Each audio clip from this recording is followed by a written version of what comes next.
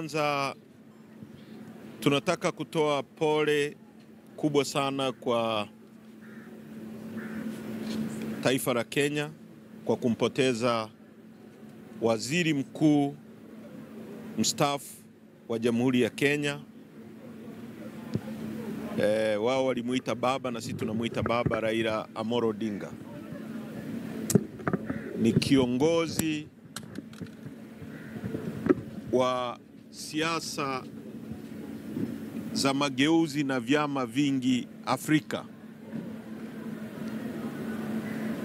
Ni mtu ambaye alikuwa na consistency kubwa sana katika kupigania mageuzi ya kidemokrasia na siasa za vyama vingi kwenye nchi yake ya Kenya, na athari za mapambano yake zimefikia mpaka kwenye mataifa mengine ikiwemo Tanzania.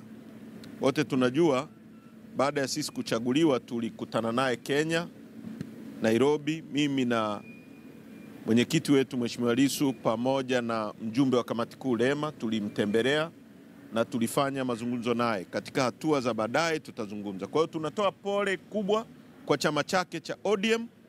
Tunatoa pole kubwa kwa nchi ya Kenya na kwetu sote wa Afrika, kwa sababu tumepoteza mtu muhimu. Kwa umri wake wa uzee ule wa miaka 80, ni mtu ambaye ni wazee ambao hata akija kwenye kusuluhisha jambo watu wote mnamsikiliza. Kwa hiyo apumzike kwa amani. Tunatoa pole kwa familia yake. Tumeguswa sana, na sisi kama chama tutatoa taarifa rasmi ya kimaandishi na tutahudhuria msiba wake kumwaga Raila Amolo Odinga. Kwa hiyo hilo ni la kwanza. La pili, nataka niseme mambo mawili. Spidi ina maana kama haujakosea njia. Spidi haina maana yoyote kama umekosea njia. Unaenda Sinza, nia yako ya kwenda Sinza, alafu gari imeelekea Gongo la Mboto na wewe unaongeza mwendo, unakuwa unajipoteza zaidi. Spidi ina maana kama uko kwenye njia sahihi. Serikali yetu chini ya Rais Samia inakosea. Kuendelea kuakselerate, kuongeza mwendo ni kupotea zaidi. Kwa hiyo mtu mwenye akili unarudi unasoma ramani. Unaelewa hapa nimepotea njia, ngoja nianze upya.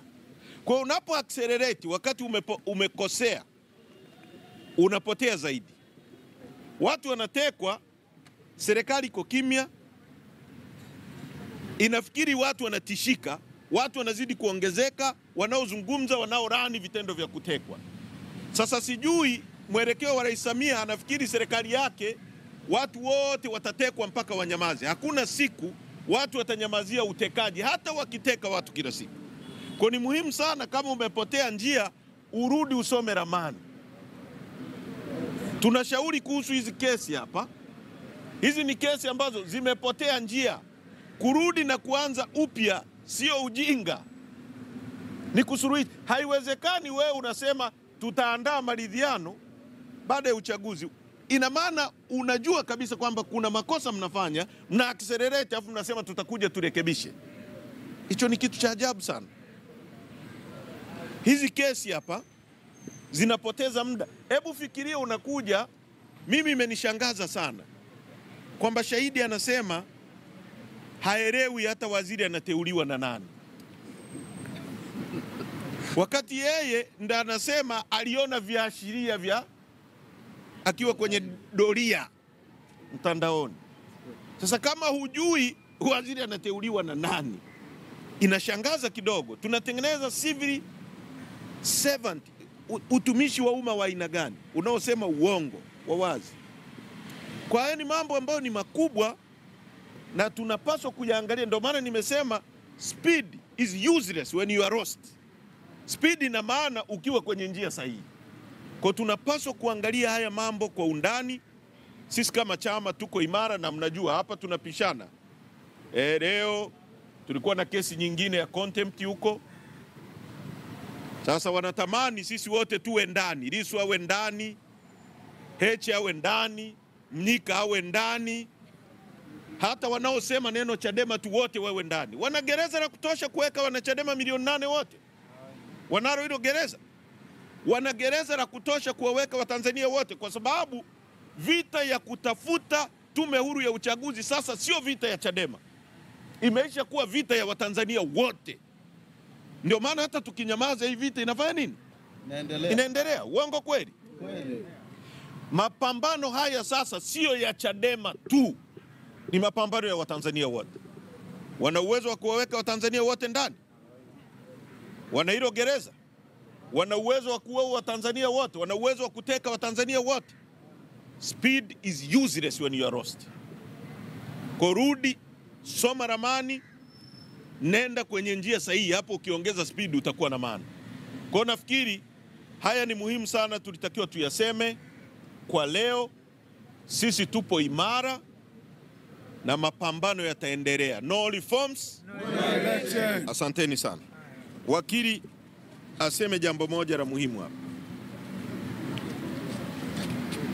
Sawa, kwa ambao hawajaja mahakamani na Watanzania, kesi imeahirishwa. Mnaona sasa hivi ni saa 5 asubuhi kwa sababu familia ya mahakama ina msiba. Na msiba wa msajili wa mahakama. Kwa hiyo tulipofika asubuhi, upande wa Jamhuri walitoa taarifa hiyo na wakaomba leo wapate fursa kwa ajili ya kuhudhuria mazishi hayo. Salamu za mwenyekiti wa chama na mtuhumiwa, amewaomba upande wa Jamhuri wamfikishie salamu zake za pole huko msibani. Kwa tunaamini na wao wamekubali kwamba salamu za Mheshimiwa Lissu huko msibani kwenye huo msiba wa msajili wa mahakama watazifikisha. Kwa hiyo mahakama ikaona ni busara sasa iahirishe shauri hili leo hadi kesho ili kutoa fursa kwa wenzetu wa upande wa Jamhuri waweze kuhudhuria msiba huo kwenda kumstiri mwenzetu aliyetangulia mbele za haki. Kwa hiyo tutaendelea kesho, na sababu ya kuahirisha asubuhi hii ni hiyo. Tunaomba Watanzania wafahamu jambo hilo. Asanteni sana.